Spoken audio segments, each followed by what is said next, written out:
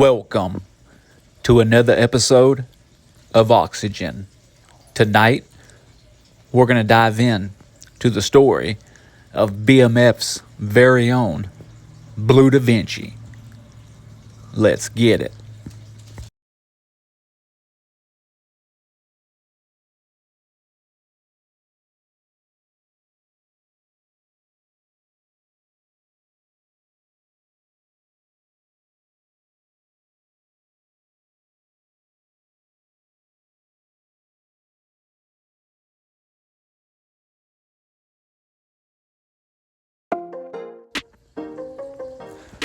Bararmi McKnight was born February 25th, 1978, in Los Angeles, California, better known as Blue Divinci.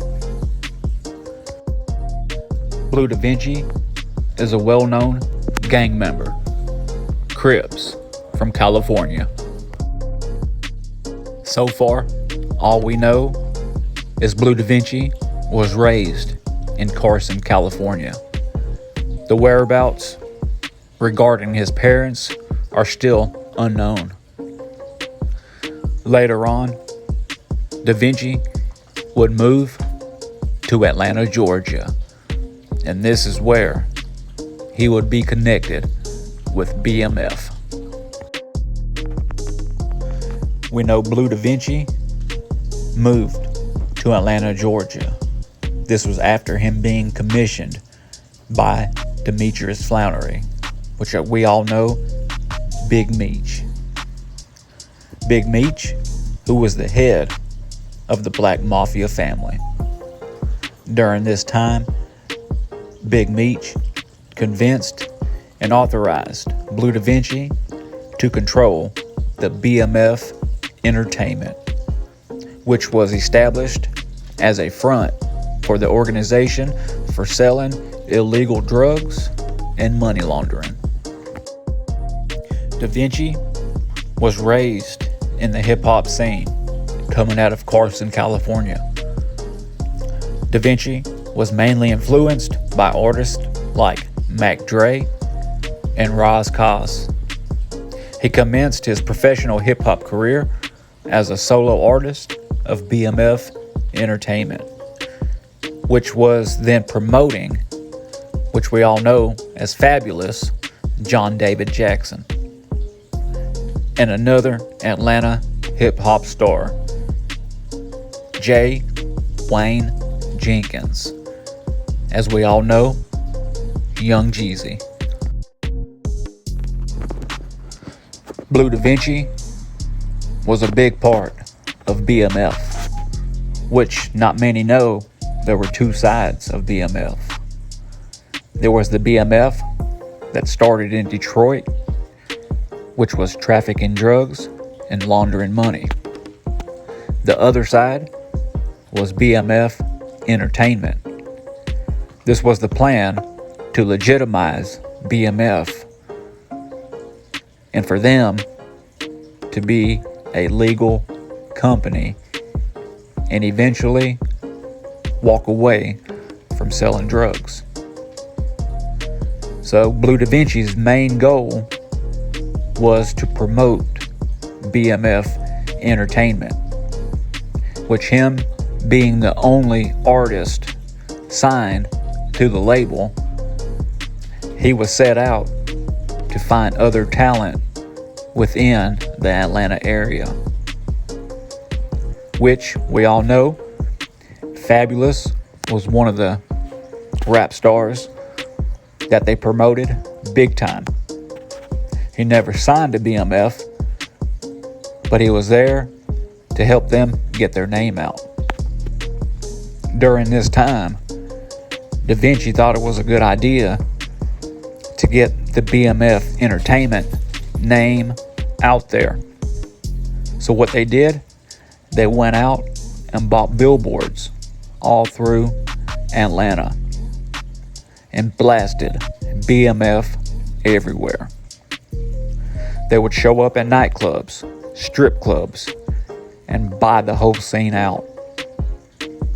and it's noted they would pay DJs $3,000 to $4,000 a night to push their music. Divinci, coming from California, he had a different kind of style and a different lingo, and it wasn't carrying over to Atlanta. You have to remember, during this time, the hip-hop scene was huge in Atlanta with Little John.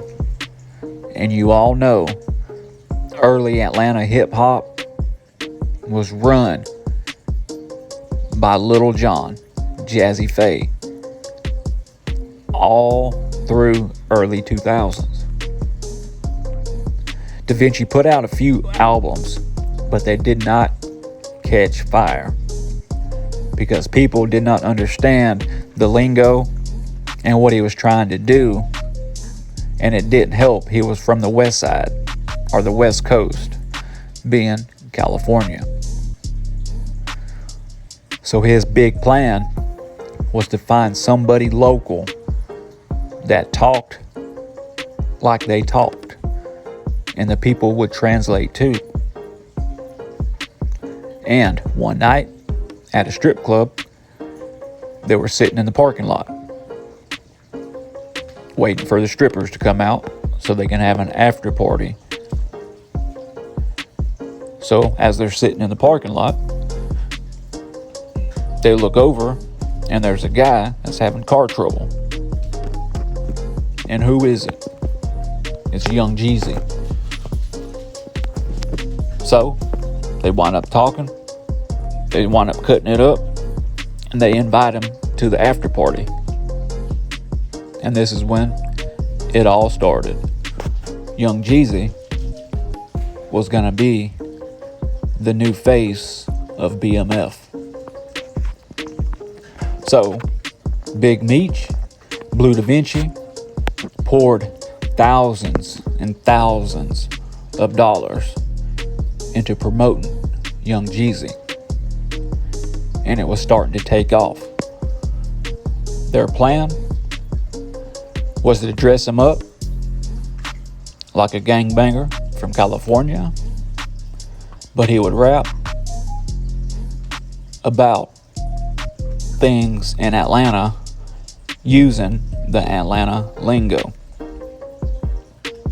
And we all know it. It took off. It took off quick. So, during this run, BMF were putting big money behind Young Jeezy, pushing him because their master plan was to get everybody singing Young Jeezy songs for 8 to 9 months. And then they would spin back around to New York and they would have leverage into signing a big record deal. All this was going on in 2004. BMF, Blue Divinci were pushing Fabulous and Young Jeezy. And they were promoting big time through the lyrics, albums, videos, live shows, and in the strip clubs. Everything was going as planned. They set out their first album, Streets on Lock. So, as they were going to make their run and keep pushing the music and sign a multi-million-dollar record deal, we move in to 2005. 2005, the walls came down. There was a low-time local drug dealer that has been being watched. His name is O-Dog. The feds were watching him. They had him on wiretaps, and they moved up the ladder in wiretaps until they got to the head of the source. 2005, BMF, the Flannery brothers, Big Meech, Southwest T, were indicted by the DEA, along with other members of the BMF family, for distributing cocaine in America. Both of the brothers were sentenced to 30 years in prison, while the authorities investigated more members of BMF and Blue Divinci's involvement with the organization. During this time, Blue Divinci wound up paying for 45 days sessions at the studio in Atlanta, because they were fixing to start recording for everybody's songs, and they were going to start pumping them out. When the indictment came down on BMF and Big Meech, that put a halt to everything. Nobody knew what was going on or how it was going to end. So Big Meech ordered everybody to go back to their hometown and lay low until they would figure out exactly what's going on and how to move forward. So during this time, Big Meech is staying in Atlanta. He wound up getting out on house arrest with an ankle monitor, so he could not leave the premises. Everybody else went back to California, Detroit, Michigan, Texas, Oklahoma, Portland, all over.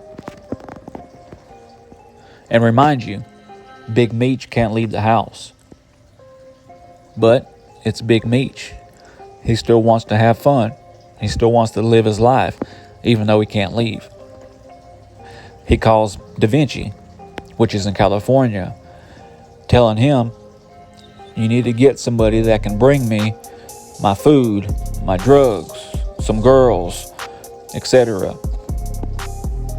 And who's the only one left in Atlanta? It's Young Jeezy. So during this time, Young Jeezy and Big Meech wind up getting tight.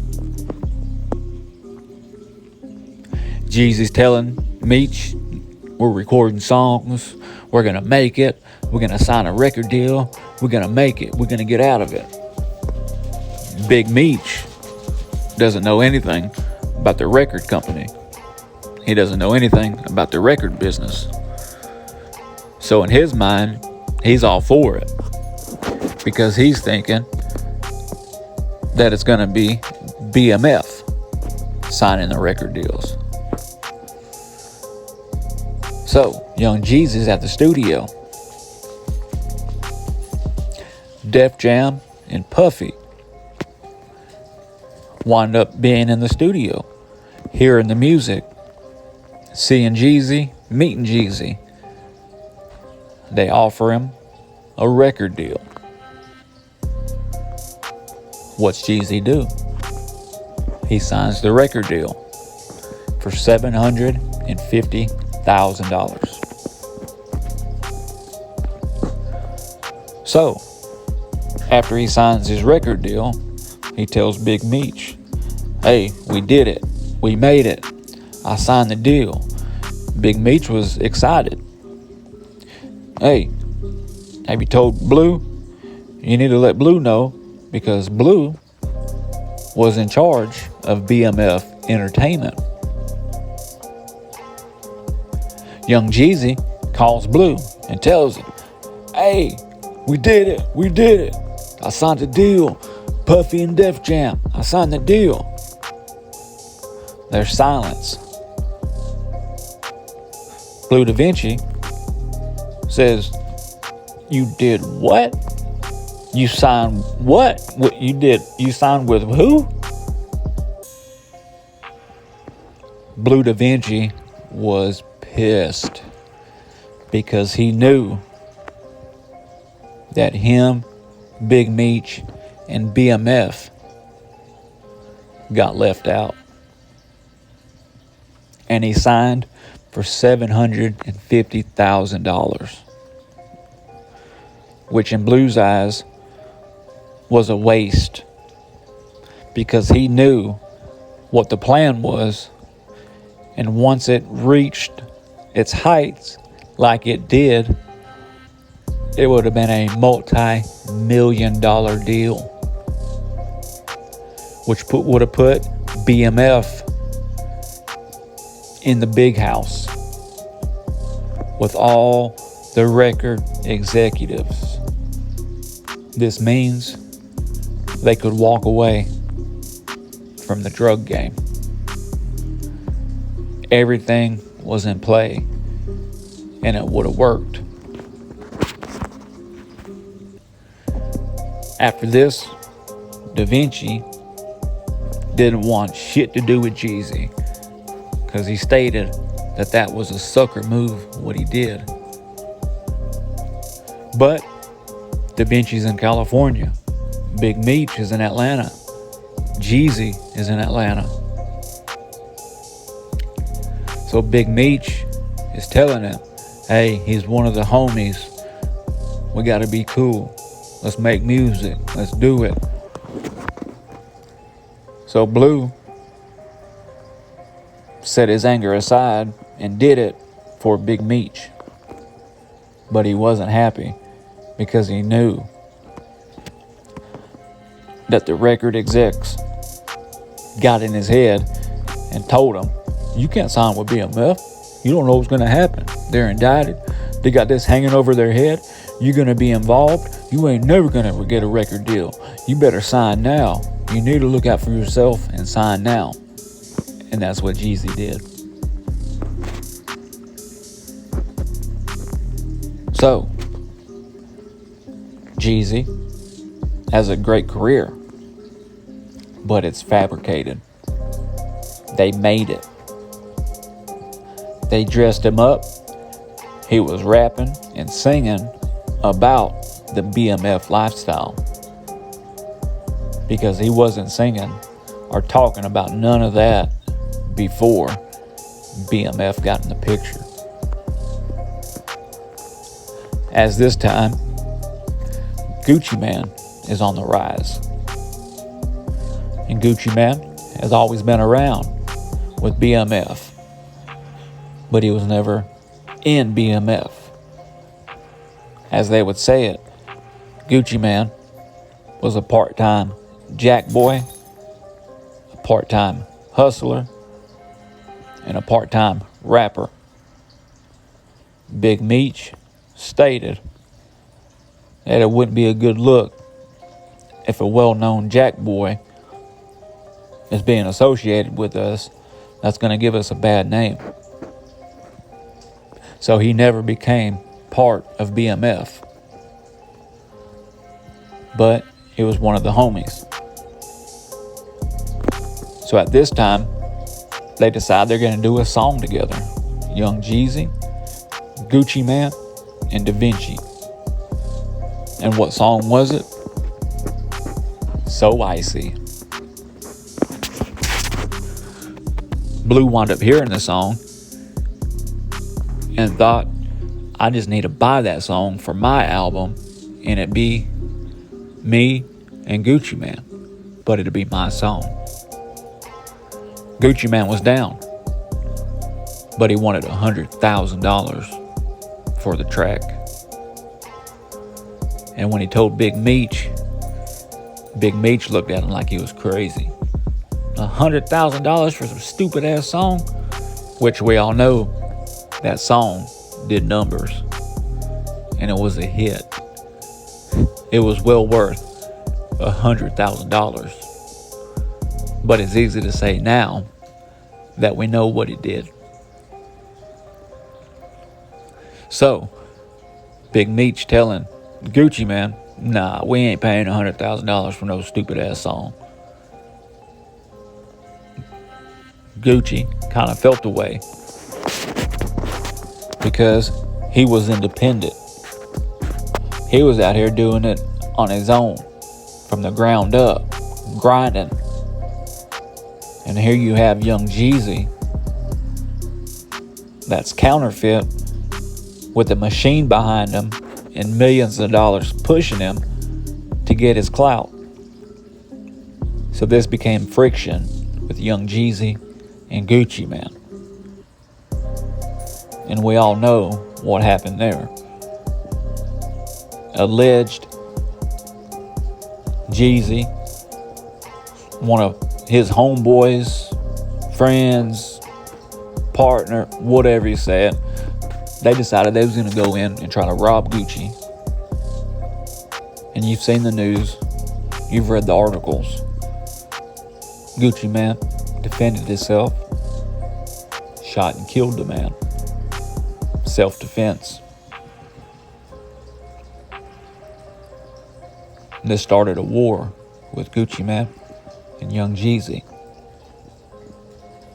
Blue already didn't like Jeezy anyway for the sucker shit he did with the record deal. So he distanced himself from Jeezy.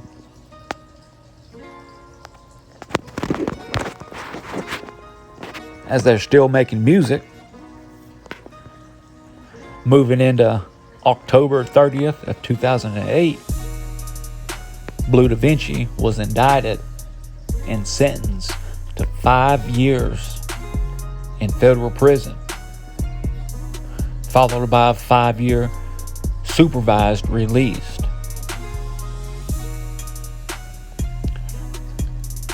So, Divinci had to sit down.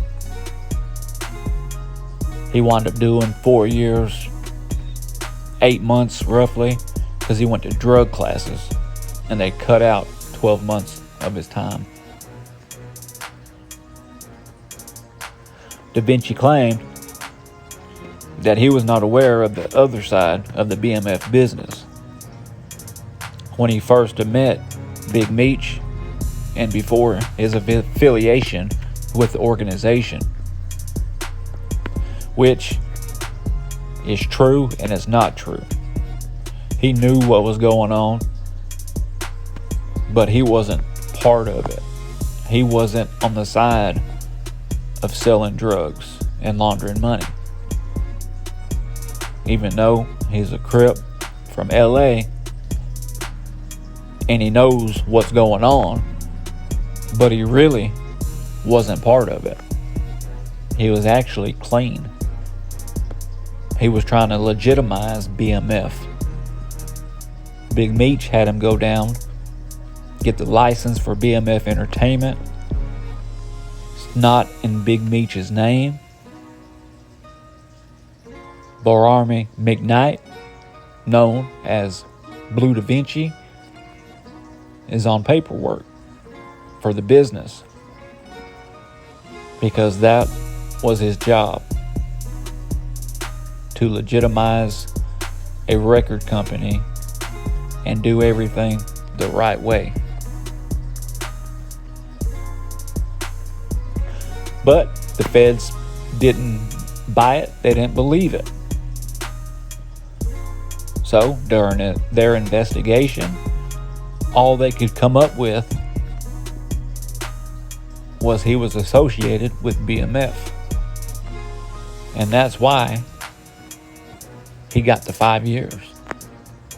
And he didn't get 30 years or more because he wasn't selling drugs. He wasn't trafficking state to state. His role in the organization was minimal.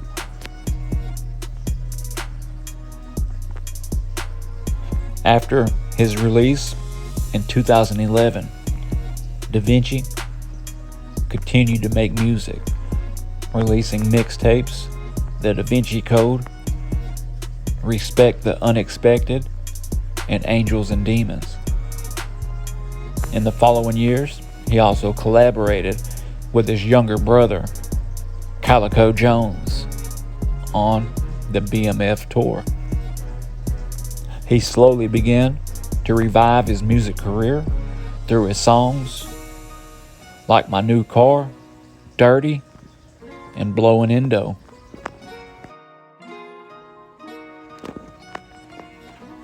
During this time, Divinci has opportunities to collaborate with major artists like Jim Jones, Rick Ross, Fabulous, Tobias Tate, Young Buck, Cap One, and so many more.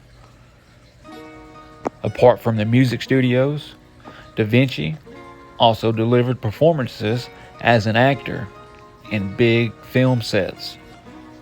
He was featured in the 2017 Tupac Shakur All Eyes on Me. He also appeared on the TV series Love and Hip Hop in Atlanta. As well, he appeared in Irv Gotti's sitcom Tales. Being a rapper in the music industry could be very financial for one with success. Divinci has been winning for a long time through his songs in the 2000s up until present day. He's made a lot of money in his career. His association with BMF Entertainment and Big Meech, whose net worth is estimated around $100 million. They say the organization allegedly earned over $270 million in its illegal operations. After all, the Black Mafia family and its members were famous for their extravagant lifestyles. Being associated with the group, Divinci could have earned a decent salary, and he did.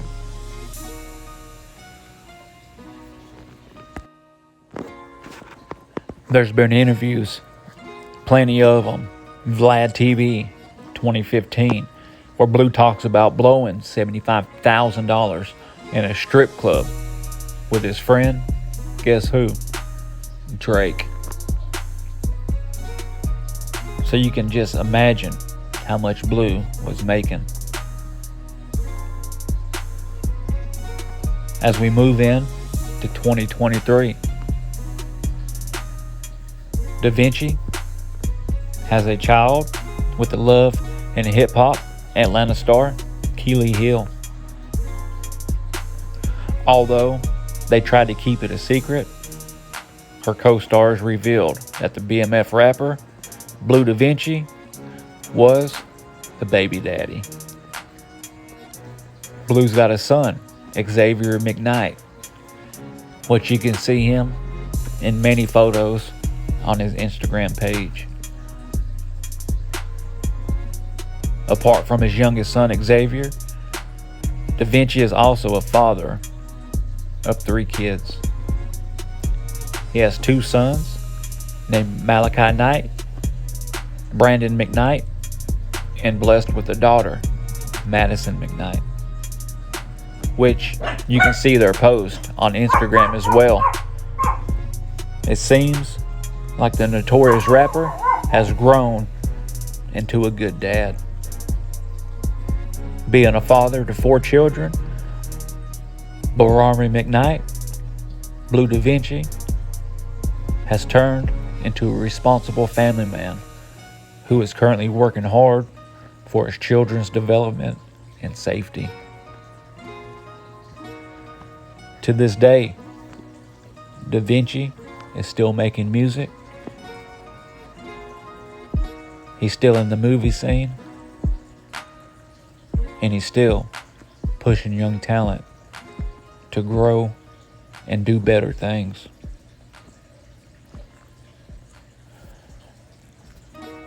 As I uncovered many things in Blue Divinci's life,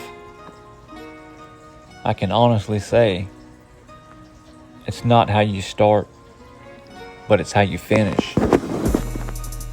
Being born in Carson, California, joining the Crips gang as a teenager, hooking up with his cousin Raz, being able to travel the world at 16, 17, and 18 years old. It opened his eyes to the music industry.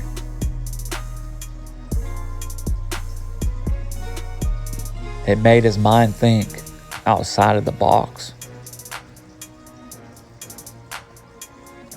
Some like Blue. Others hate him. Many say he's a snitch. There's never been paperwork shown stating that he snitched. That came from Big Meech not knowing everything that was going on. But he did clear it up later on. And he said Blue Divinci did not snitch. It was Omari McCrae, O-Dog. But once you're labeled as a snitch, no matter what happens, many won't change their mind. But Blue has no problem laying his head down at night, knowing the truth. This is 2023.